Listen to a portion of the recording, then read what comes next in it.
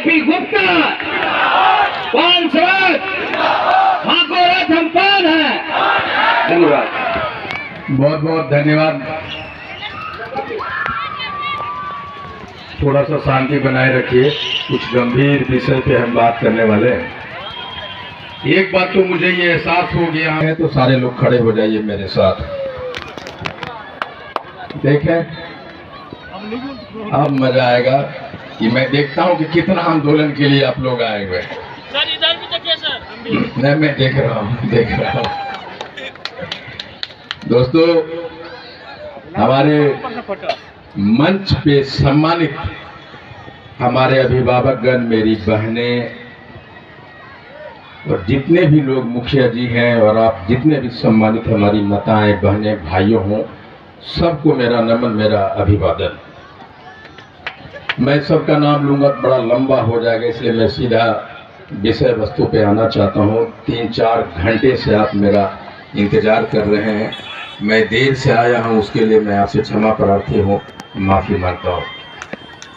दोस्तों, हमने जब ये आंदोलन शुरू किया था तो बाबा साहब अम्बेडकर ने कहा था कि शिक्षित बनो, संगठित हो, संघर्ष करो। अब मैं ना करो, कर सकते हो।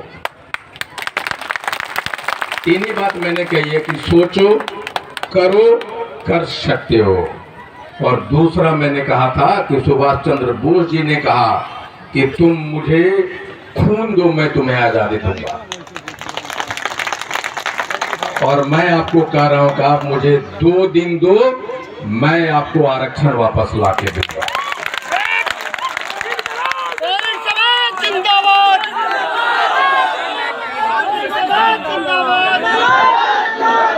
अब जरा सोचिए कि मैं आपको सोचने के लिए क्या कर रहा हूं कि सोचो।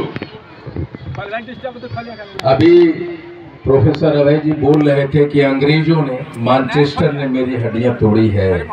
हम बुनकर थे, हमारा कमर सबसे पहले ईस्ट इंडिया कंपनी ने, अंग्रेजों ने तोड़ी। 1968 में मैं कहता हूं कि अगर 1952 में भारत के पहला राष्ट्रपति डॉक्टर राजेंद्र प्रसाद ये कहते हैं कि बिहार के सूची में पान है, 1952 में कहते हैं, तभी 78 बरस हो गया, 75 बरस। तो हम कह रहे हैं कि अगर हम 1952 से हैं तो हमें अभी तक आरक्षण क्यों नहीं मिला। मैं कहता हूं सोचो। मेरा पहला बात है कि सोचो, क्यों नहीं मिला। अगर 1952 से हमें आरक्षण मिले होते तो हम 200 डॉक्टर अभय थे। अगर हमारे पास 78 बरस से आईएएस आरक्षण होता तो पूरे बिहार में 500 आईएएस आईपीएस अभी खड़ा होता पान समाज में। ये अधिकार हमारा किसने छीना। मैं कहता हूं सोचो। 1968 में कांग्रेस की जेपीसी, ज्वाइंट पार्लियामेंट कमेटी, ये मानती है कि तांती ततवा ही पान है। उसके साथ ये भी मानती है कि धांगड़ और बसफोड़ डोम है, रोहित रविदास चमार है, रजक ही धोबी है। तो ये कालांतर में सभी जातियों के उस जेपीसी रिपोर्ट के आधार पे उनको मान लिया जाता है कि रोहितदास और रविदास चमार है। तो फिर तांती ततवा को पान क्यों नहीं माना। मैं कहता हूं सोचो, क्यों नहीं। 1902 में लालू जी हमें अनुसूचित जाति का दर्जा देते हैं, और दरभंगा का एक डीएम जब कास्ट सर्टिफिकेट बनाने के लिए हमारा एक जाति का लड़का जाता है, तो डीएम जब नोटिफिकेशन देखते हैं तो भारत बिहार सरकार को चिट्ठी लिखते हैं और कहते हैं कि ये जो चिट्ठी अनुसूचित जाति को तांती ततवा को पान देने की दर्जा जो आपने सरकार ने लिया है, वो अधिकार कार्मिक डिपार्टमेंट का है। कल्याण विभाग को अधिकार नहीं है और वो चिट्ठी वापस ले जाती है। राजद की सरकार वो चिट्ठी वापस ले लेती है।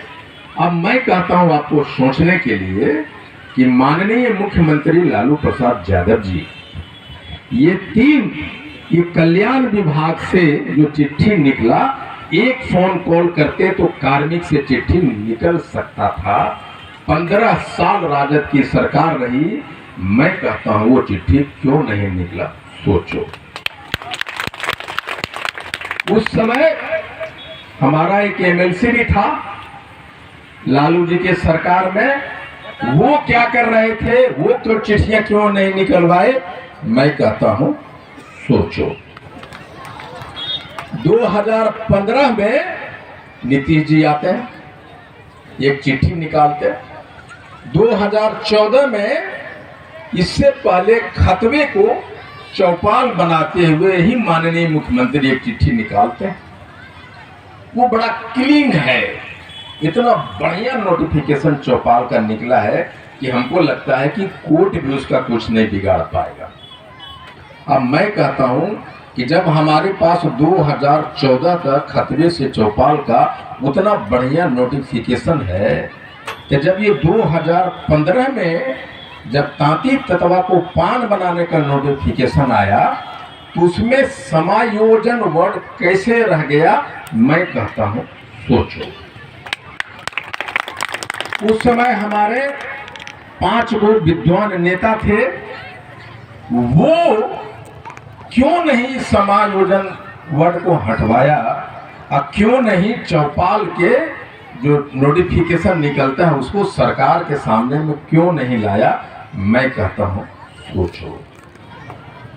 उसके बाद अभी तक 40 बरस से यही 5 गो नेता हुआ बिहार में, छठा क्यों नहीं हुआ, मैं कहता हूं सोचो। ये पांचों एक एमएलए का टिकट नहीं ले सका, क्यों नहीं ले सका, मैं कहता हूं सोचो। अब